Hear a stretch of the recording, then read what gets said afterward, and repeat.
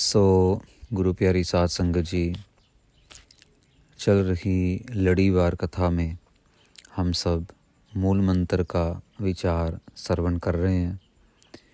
कल की कथा में गुरु नानक देव जी महाराज ने कृपा की, सिद्ध पुरुषों को समझाते हुए हमें भी समझा रहे हैं। निर्वैर किसे कहते हैं, निर्वैर से उनका क्या तात्पर्य है और क्यों ज़रूरी है निर्वैर का जाप करना। अकाल पुरख वाहिगुरु परमेश्वर परमात्मा की बहुत बड़ी विशेषता समझने की कोशिश की हमने। आओ आगे बढ़ते हैं। आगे मूल मंत्र के अंदर जो कि जपजी साहिब का शुरुआत है, गुरु ग्रंथ साहिब महाराज की शुरुआत है। मूल मंत्र के अंदर निर्भव, निर्वैर और निर्वैर के बाद आता है अकाल मूरत। सुसिद्ध पुरुषों के पास गुरु नानक देव जी महाराज विचार कर रहे हैं और गुरु नानक देव जी महाराज को सिद्ध पुरुष पूछ रहे हैं, महाराज जी ठीक है, मान लिया आपने एक ओंकार बनाया, ओम के आगे एका लगाया, कार लगाई, सतनाम भी लगाया, उसके बाद आपने महाराज कर्ता पुरख भी लगाया, फिर आपने निर्भव भी बताया, हमें निर्वैर भी बताया। पर महाराज अब ये अकाल मूरत ये क्या है, इसकी क्या ज़रूरत पड़ गई? तो गुरु नानक देव जी महाराज इस बारे में समझाएंगे सिद्ध पुरुषों को और हमें भी कि अकाल मूरत से गुरु महाराज का क्या मतलब है, अकाल मूरत क्यों संबोधन किया, ये अक्षर को मूल मंत्र में क्यों महाराज ने दर्ज किया। तो महाराज सिद्ध पुरुषों से पूछते हैं कि सिद्ध पुरुषों, जितनी भी दुनिया देख रहे हो, जितनी भी दुनिया नज़र आ रही है या जितनी भी दुनिया नहीं नज़र आ रही, ये सब क्या है? तो सिद्ध पुरुष पूछते हैं, बोलते हैं, महाराज ये सब अपने अपने हिसाब से आ रहे हैं, अपने अपने हिसाब से चले जाएंगे। कोई कर्म के हिसाब से आ रहा है, कर्म गति के हिसाब से, कोई महाराज की मौज के हिसाब से आ रहा है, कोई आपस में संभोग करके आ रहे हैं, कोई बिना संभोग के ही आ रहे हैं। ऐसे कई जीव जंतु हैं जिन्हें संभोग करने की ज़रूरत नहीं पड़ती, लेकिन फिर भी बच्चे पैदा हो जाते हैं उनके। कोई पसीने में से आ रहा है, कोई कहीं से आ रहा है। तो गुरु महाराज को पूछते हैं कि महाराज आप कैसे समझाना चाह रहे हो, आपका मतलब क्या है? गुरु महाराज कह रहे हैं कि हम तो ये कहना चाह रहे हैं कि जो भी नज़र आ रहा है, जो भी सब कुछ दिख रहा है, वो सब कुछ समय में सीमित है। मतलब महाराज कहते पेड़ के ऊपर हरे पत्ते आते हैं, हाँ जी महाराज, फिर पतझड़ आ जाती है, हाँ जी महाराज, पत्ते चले जाते हैं, हाँ जी महाराज। तो वो पत्तों की जो जीवन रेखा है वो सीमित है, हाँ जी महाराज। इंसान जन्म लेता है, इंसान मर जाता है, उसकी जीवन रेखा सीमित है, उसका जीवन का समय सीमित है, निश्चित है, हाँ जी महाराज। गेहूँ, कणक, चावल, सब्जियाँ सीमित समय में उग जाती हैं, उसके बाद खा ली जाती हैं, फिर दोबारा बीज लगाया जाता है, फिर फल आ जाता है, फिर फल तोड़ लिया जाता है, फिर खा लिया जाता है। ये सब कुछ सीमित समय में हो रहा है, हाँ जी महाराज। बच्चा गर्भ में है, अगर मनुष्य का बच्चा है तो तकरीबन 9 महीने लेता है जन्म लेने में, बनने में, आकार बनने में। एक बूंद से, खून की एक बूंद से इतना बड़ा शरीर बन जाता है, लेकिन समय में है, हाँ जी महाराज। कहते ये सब कुछ समय में है, लेकिन जो परिपूर्ण अकाल पुरख परमेश्वर है वो समय में नहीं है। ऐसा नहीं है कि उसका जन्म हो गया और फिर उसकी मौत भी हो जाएगी। अब ये कॉन्सेप्ट जो है ना साध संगत जी, ये नया कॉन्सेप्ट है सिद्ध पुरुषों के लिए, कि सिद्ध पुरुष कभी इतनी डिटेल में नहीं गए थे कि वाकई परमेश्वर की हस्ती क्या है।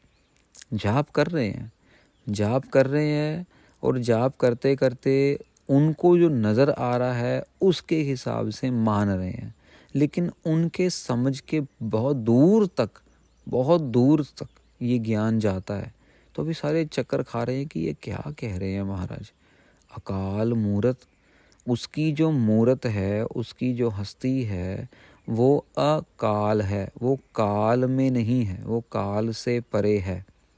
अब सिद्ध पुरुष सोचने में लगे हैं कि अगर वो काल से परे है तो वो है कहाँ, क्योंकि सब कुछ तो काल में है, सब कुछ तो समय में है, समय से बाहर तो कुछ है ही नहीं।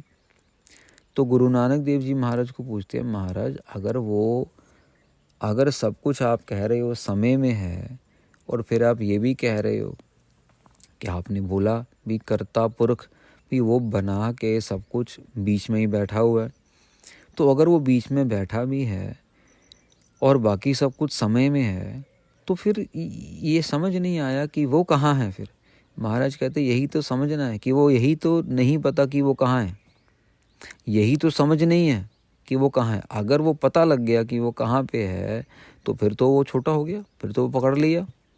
अब मान लीजिए कि कोई बहुत बड़ा फिल्म स्टार है, मान लीजिए, मैं नाम नहीं लेता हूँ, चलो कथा का एक माहौल बना हुआ है तो ध्यान दूसरे पासे जाता है। बहुत बड़ा कोई एक्टर है या बहुत बड़ा कोई पॉलिटिशियन, जितना मर्जी बड़ा कोई हो, लेकिन जितना मर्जी वो कुछ छुप के बैठा हो या जितना मर्जी उसके आसपास सिक्योरिटी हो, लेकिन फिर भी उस तक लोग पहुंच ही जाते हैं। कोई बड़ा छोटा अमीर गरीब कोई ना कोई तो उस तक पहुंच ही जाएगा, ठीक है ना। लेकिन परमात्मा तक गुरु महाराज कहते हैं कि वो अगर काल में होता तो वो नाशवान होता, अगर वो समय में आ जाता है तो वो विनाश हो सकता है, उसका समय अंत हो सकता है, लेकिन वो समय से परे है, वो समय में है ही नहीं। और यही चीज़ समझनी है कि वो इतना शक्तिशाली है कि वो समय से भी परे है, वो इतना बड़ा है, इतना विशाल है, इतना विराट है कि समय का भी उसके ऊपर कोई असर नहीं है। वो अकाल है, वो आज भी है, कल भी है, परसों भी रहेगा, 100 साल पहले भी था, 100 साल बाद भी है, 1000 साल पहले भी था, 1000 साल बाद भी है, और जब तक दुनिया रहेगी उसी की बनाई हुई है। वो दुनिया रहे ना रहे, लेकिन वो तो रहेगा ही, क्योंकि दुनिया भी काल में है, धरती भी काल में है। पानी सूखता है, सूरज उसको एवेपोरेट करता है, फिर बरसात आती है, फिर पानी भर जाता है नदियों में, नालों में, फिर सूखता है, फिर बरसात, ये सब समय की चाल में चल रहा है, लेकिन वो किसी चाल में नहीं है। इसीलिए गुरु गोबिंद सिंह जी महाराज ने भी अपनी गुरबानी श्री जाप साहिब में लिखा, नमो काल काले। महाराज कहते हैं कि उसको नमस्कार है जो काल का भी काल है, जो समय का भी समय है, वो समय का भी बाप है, वो समय से भी दूर है, वो समय से भी परे है, वो किसी की बंदिश में नहीं है, वो किसी के कह लो कि कंट्रोल में नहीं है। अगर कोई चीज़ समय में, मैं एक छोटा सा एग्जांपल देता हूँ। दुनियावी तौर पे हम लोग बच्चों को स्कूल भेजते हैं, बच्चे स्कूल में जाते हैं, सुबह उठते हैं, कोई अपनी स्कूल की वैन में जाएगा, कोई वैसे जाएगा अपनी मम्मी डैडी के साथ, या समझ लो कि किसी ने नौकरी पे जाना है, बिज़नेस में अपनी दुकान पे जाना है, फैक्ट्री पे जाना है, तो जाने के लिए तैयारी करनी है, सुबह उठना है, नहाना धोना है, खाना पीना है, फिर उसके बाद गाड़ी में, स्कूटर में, बस में बैठ के जाना है, फिर वापस आना है शाम को, दिन में, फिर आके फिर क्रिया करके ये अपना खाना पीना खा के फिर सो जाना। ये सब कुछ समय में चल रहा है, एक सीमित समय में चल रहा है। पर अकाल पुरख वाहिगुरु अकाल पुरख, वो अकाल मूरत जो है, वो अकाल की मूरत इस सब समय से परे है, वो किसी रूटीन में नहीं है, उसकी कोई रूटीन नहीं है, आप समझिए, उसका कोई टाइम टेबल नहीं है, आप समझिए।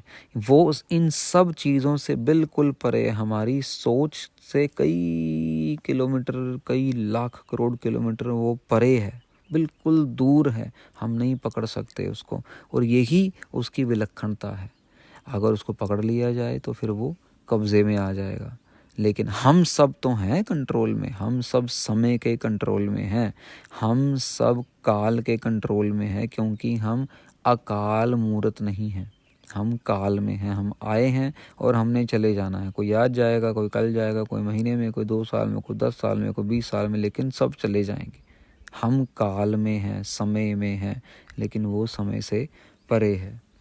अब सिद्ध पुरुष महाराज को पूछते हैं, महाराज अगर वो समय में नहीं है तो वो कैसे हम लोगों को चला रहा है? हम तो समय में हैं। तो डिफरेंस है।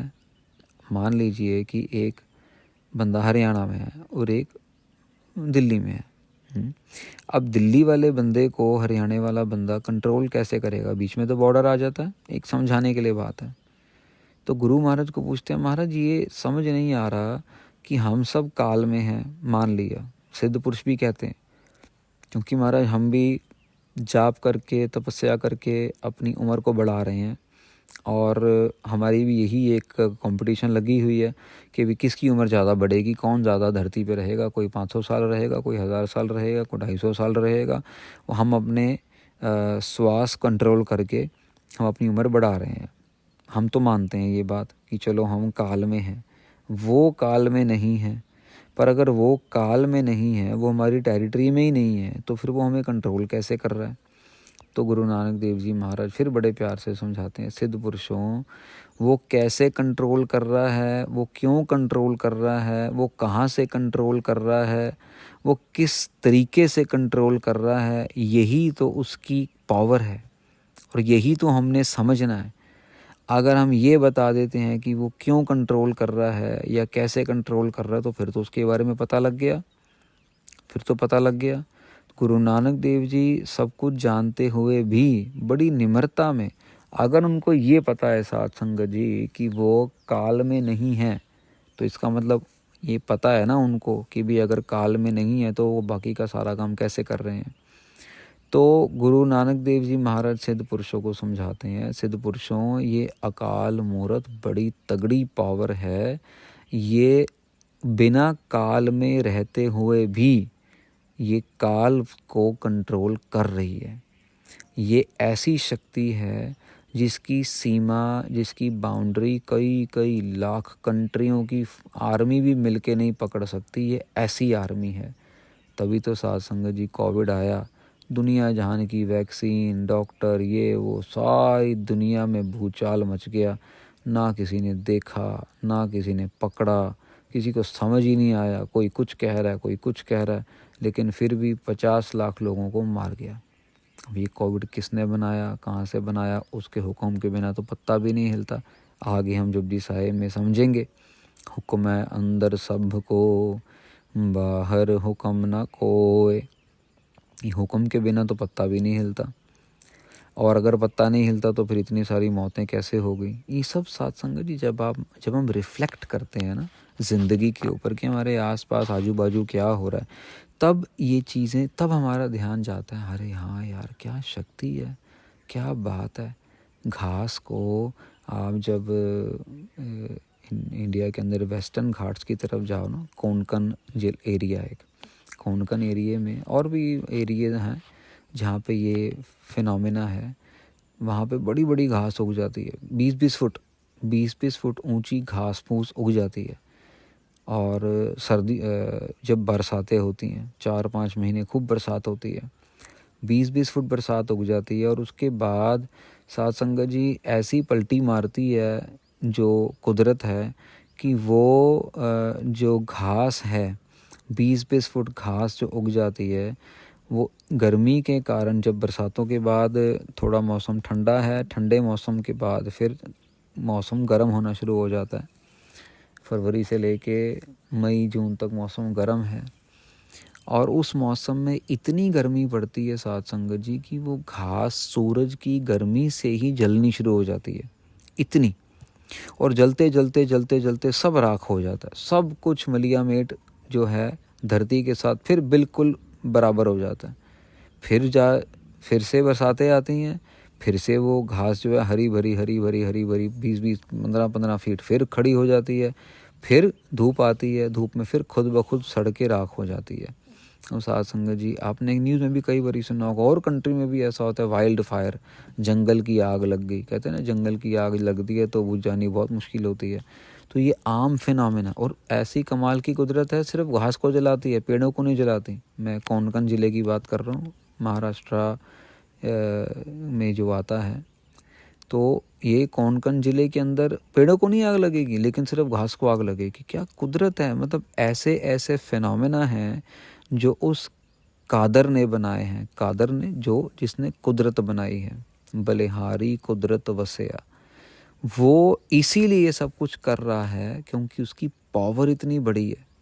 तो सिद्ध पुरुष समझने की कोशिश कर रहे हैं कि महाराज हम काल में हैं, वो काल में नहीं है, वो कैसे कर रहा है। तो गुरु महाराज समझा रहे हैं सिद्ध पुरुषों, उसकी इतनी शक्ति है कि उसके लिए हमें संभालना या ना संभालना कोई बहुत बड़ी बात नहीं है, हमें चलाना या ना चलाना उसको कोई बहुत बड़ी नहीं शक्तियाँ चाहिए। वो इतनी शक्तियों का मालिक है, वो खुद परिपूर्ण परम आत्मा है, वो अकाल की मूरत है, वो काल में ना आने वाली मूरत है, वो काल से परे है।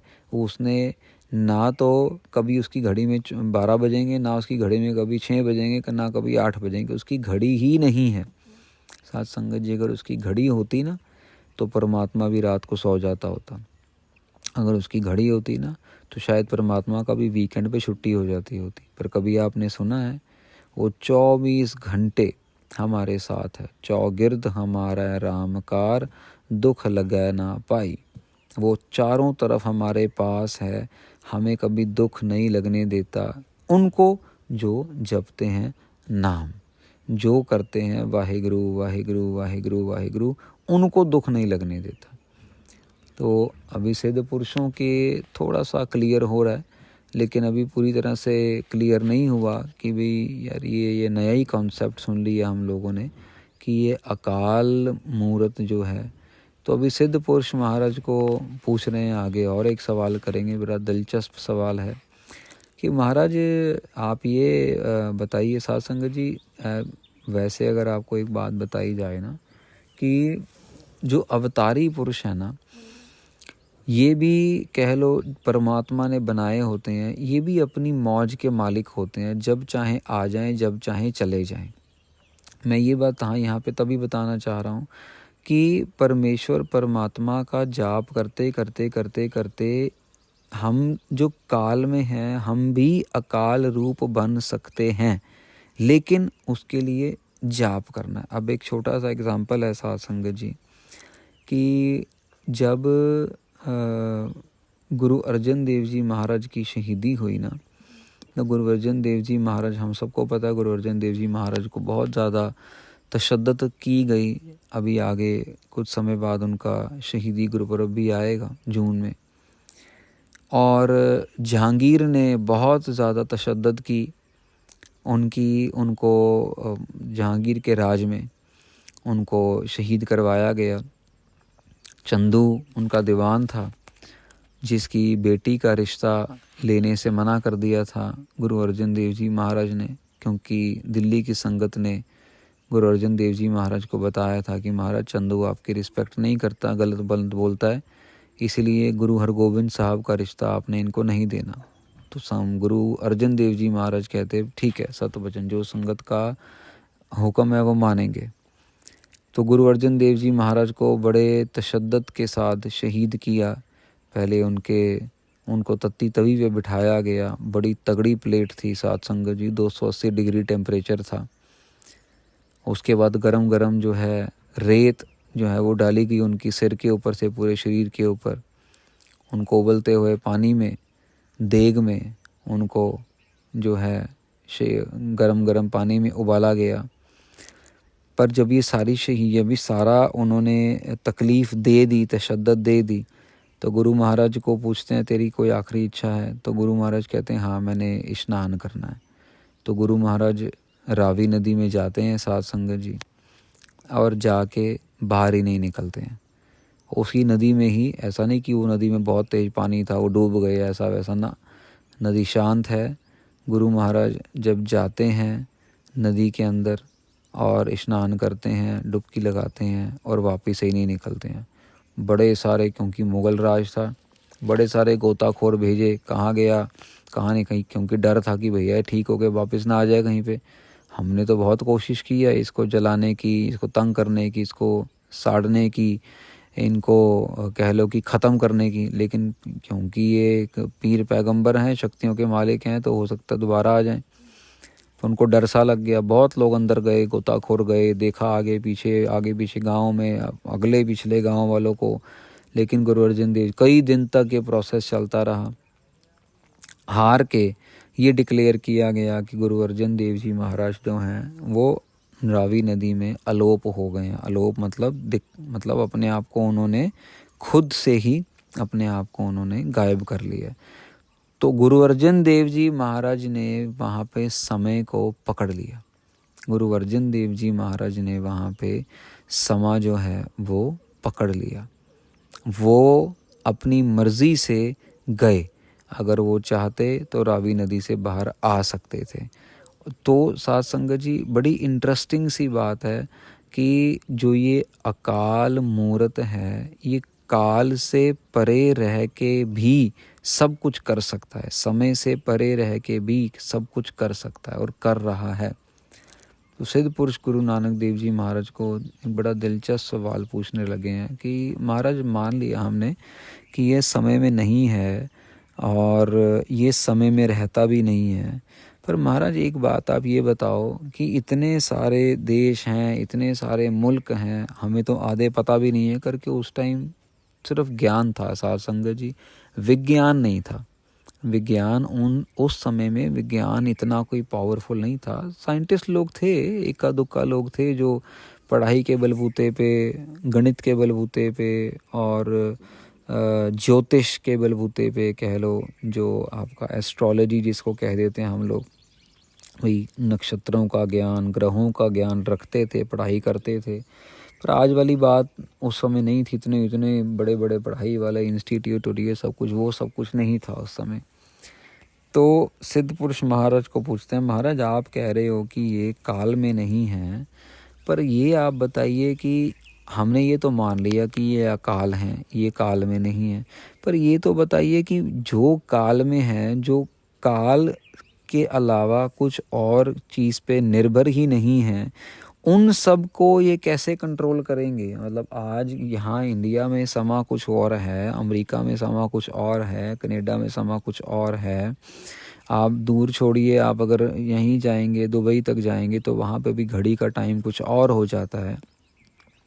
तो महाराज ये जो है काल में ना रहते हुए ये ऐसे कैसे, किस तरीके से सबको पकड़ रहे हैं, कर रहे हैं? तो ये गुरु नानक देव जी महाराज जवाब देते हैं, सिद्ध पुरुषों यही तो वो कर रहे हैं, यही तो उनकी शक्ति है कि अकाल में अकाल मूरत होते हुए भी दुनिया की सारी घड़ियों को कंट्रोल कर रहे हैं, दुनिया के सारे समय को कंट्रोल कर रहे हैं। एक समय में अगर इंडिया में शाम है तो इंग्लैंड में थोड़ा सा दिन है और अमेरिका में रात है और सुबह है, और लेकिन सबको रोटी पानी मिल रहा है। यही तो उसकी शक्ति है कि वो, इसीलिए वो काल में नहीं है।